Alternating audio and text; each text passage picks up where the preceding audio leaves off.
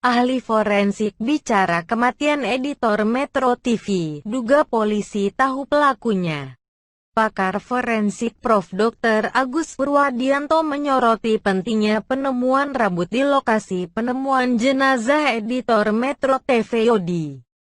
Menurut dia, bukti penemuan itu nanti mengarah ke DNA. Nantinya akan dilihat juga siapa yang punya. Dalam hal ini bisa saja milik yang bersangkutan, dan bisa juga milik orang lain yang belum tentu adalah pelakunya, ujar Agus seperti dikutip Hops.id, jaringansuara.com, dalam bincang Apa Kabar Indonesia Malam TV One, Senin, tanggal 20 Juli tahun 2020. Jadi nantinya akan ada data antemortem rambut itu yang nantinya akan dibandingkan strukturnya dengan data yang ada, kata Agus Purwadianto.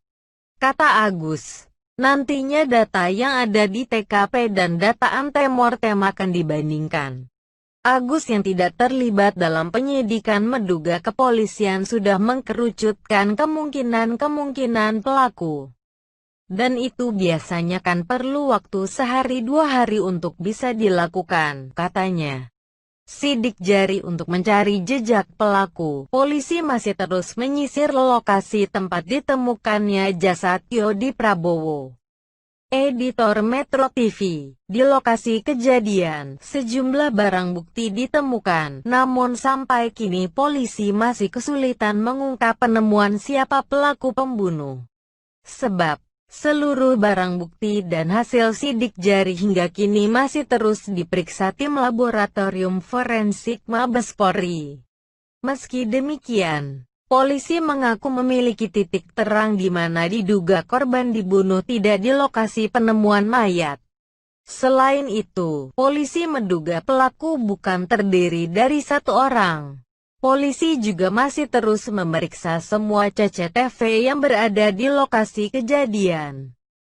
Penemuan barang bukti dan sidik jari di lokasi kejadian tentunya menjadi petunjuk dalam mengungkap jejak pelaku pembunuh Yodi Prabowo.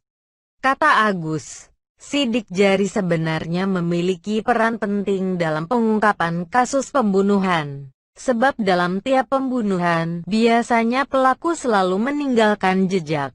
Dan itulah seni dari pengungkapan kasus. Agus pun menduga, mungkin polisi sudah tahu siapa pelaku, didasarkan dari hasil pengkerucutan kasus. Sidik jari memang menjadi salah satu hal yang penting dalam proses penyidikan. Jadi mestinya dengan sidik jari apalagi alatnya sudah canggih-canggih ya di kepolisian, mungkin sudah ketahuan siapa sebenarnya pelaku. Sebab penyidik bisa menggunakan data bersumber dari Disduk Capil. Dan itu biasanya akurat, katanya lagi. Tetapi bisa saja sidik jarinya bisa saja dipalsukan. Jadi makanya mungkin ada beberapa konfirmasi tertentu yang sedang dilakukan polisi. Artinya soal sidik jari memang akurat sepanjang tidak ada yang rusak gambarannya dan juga jelas. Itu sebenarnya dengan EKTP saja, data itu mudah diketahui, ujar Agus. Sementara itu terkait proses atau tahapan yang dilakukan polisi terhadap penemuan jasad Yodi Prabowo, si editor Metro TV.